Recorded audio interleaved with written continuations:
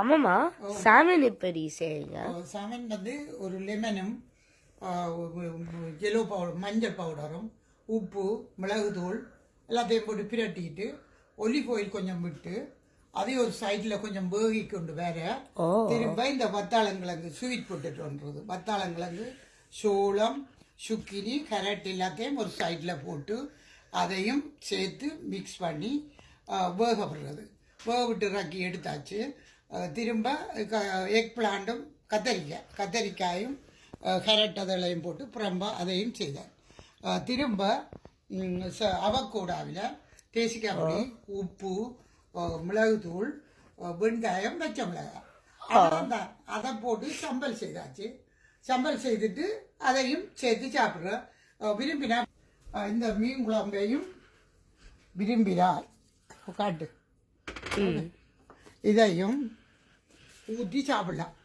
விரும்பி கறியை சல்மன் போட்டு சாப்பிட அது அவ்வளவு இது இல்லை. இது எப்படிங்கோ ஓகே எனக்கினா நாங்கள் எனக்கு சாப்பிட மாட்டேன் சல்மன் அவ்வளோ விருப்பம் இல்லை.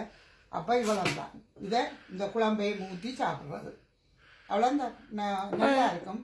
அதே நேரம் நெய் பாவிக்கணும் சில கறிக்கு. தேங்காய் விரும்பினா தேங்காய் எண்ணெயும் பாவிக்கலாம். அதே நேரம் ஒலிவ் ஆயில் தான் சல்மனுக்கு. கத்தரிக்காய்க்கும் ஒலிவ் ஆயில் தான். அதே நேரம் பால் விடுறேன்டா இந்த கோகனட் மில்க்கும் விடலாம்.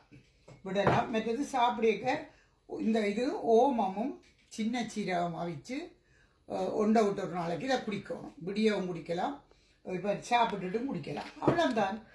அதோட இந்த குழம்பை ஊற்றி சாப்பிட வேண்டியதான். எனக்கு ஒரு விருப்பம், எங்களோட வயதுக்காரர் ஆரோக்கியமாக இருக்கணும்ன்றதுக்காகவே இதை செய்கிறேன். அவ்வளோதான்.